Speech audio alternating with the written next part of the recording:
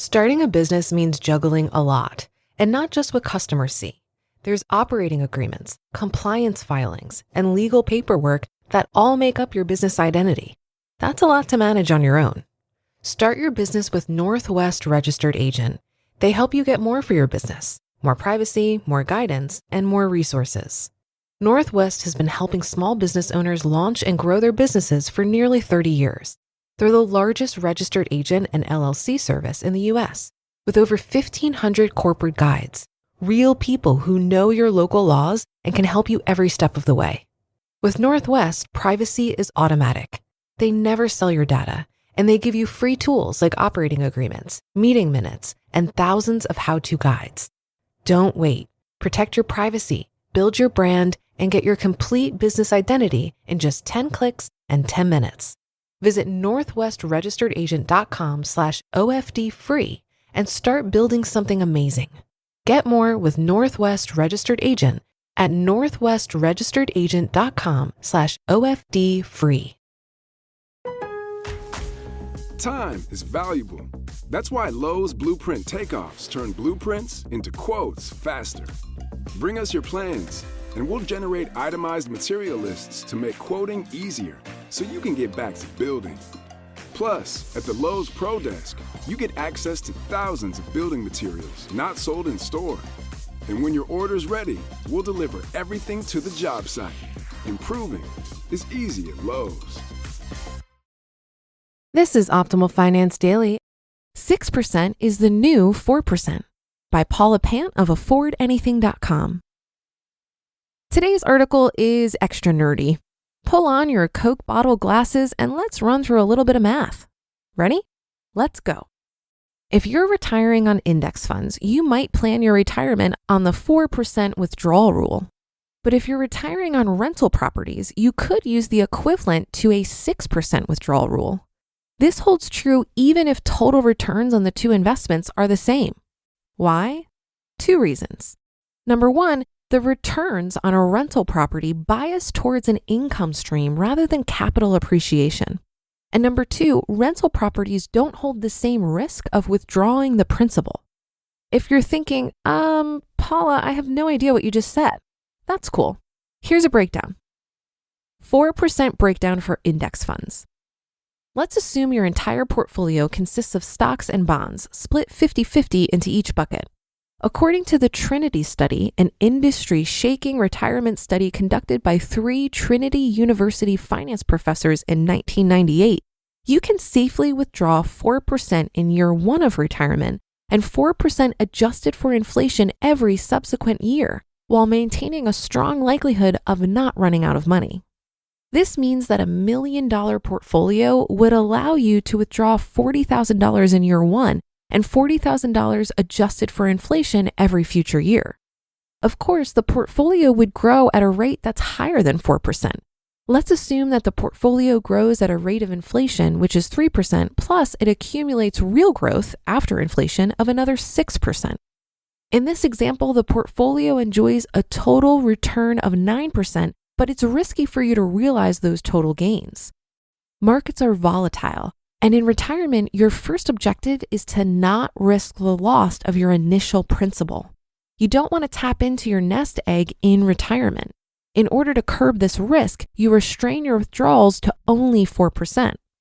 As a side note, there are many modern retirement experts, like best-selling author and podcast guest Larry Swedroe, who believe that future total returns may be closer to 6 or 7%, which means that when it comes to safe withdrawal rates, 3% is the new 4%. Eek, that's a scary idea, but it's worth considering. At any rate, that's a different discussion for a different article. That's the 4% breakdown for index funds.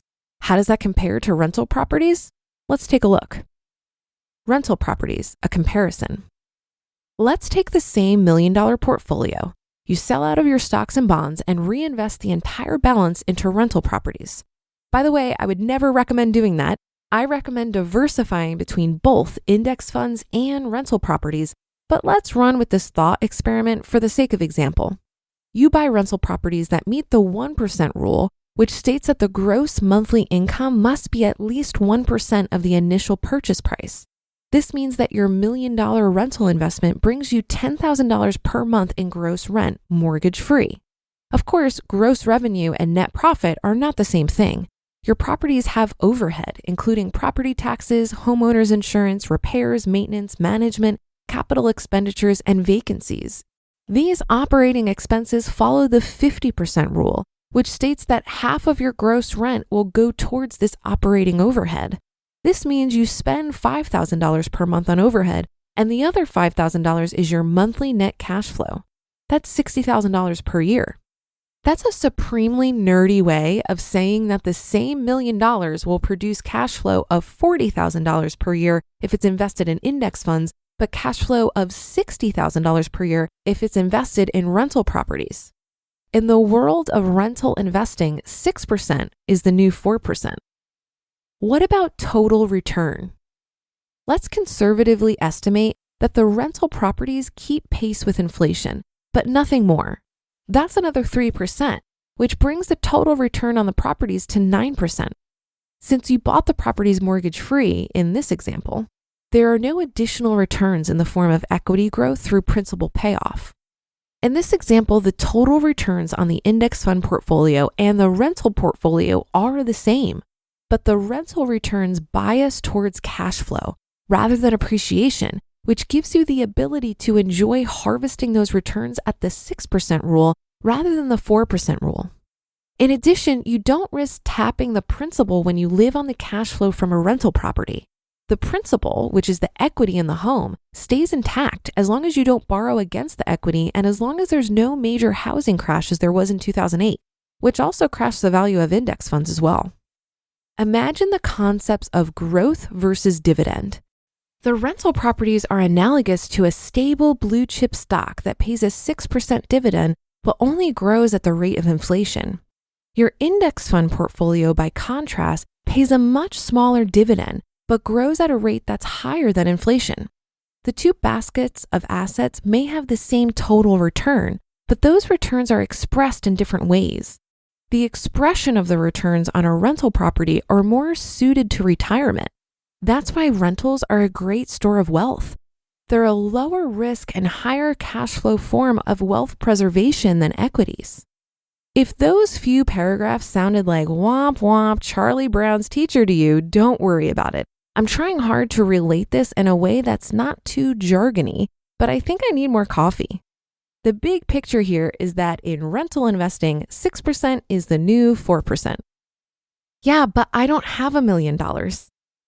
If you're thinking, great, Paula, but I don't have $1 million in cash, the percentages apply no matter what amount we're talking about. Let's say you have $100,000 in cash. You invest this $100,000 in index funds. You withdraw 4% or $4,000 in year one, and that same amount adjusted for inflation every subsequent year. Or you invest this $100,000 into a single family rental property in the Midwest, which you purchase free and clear. Your property manager rents it out for $1,000 per month, which is $12,000 per year. You spend $6,000 on operating overhead. You keep the other $6,000. The property value and your rent keeps pace with inflation in the following years. It's the same $100,000. In one example, it brings you $4,000 per year. In the other example, it brings you $6,000 per year. That's why I like rental investing.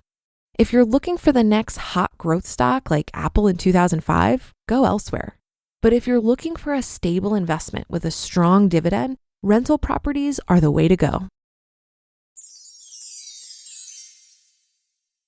You just listened to the post titled 6% is the new 4% by Paula Pant of affordanything.com. Rinse knows that greatness takes time, but so does laundry. So Rinse will take your laundry and hand deliver it to your door expertly cleaned. And you can take the time pursuing your passions.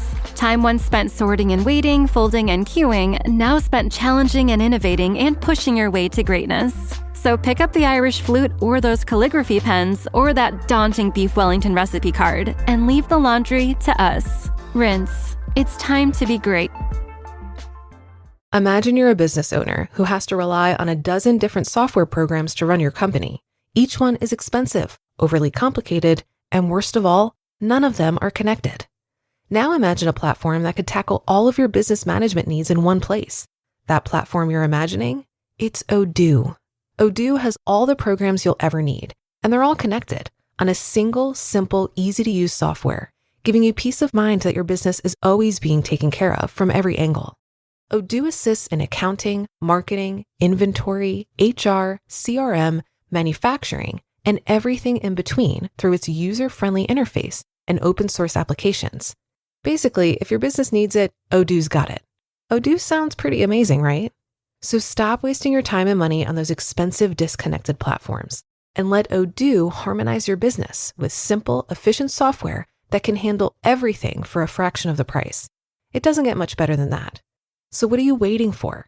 Discover how Odoo can take your business to the next level by visiting odoo.com. That's ODOO.com. Odoo, modern management made simple. Does this article have you dreaming about real estate investing?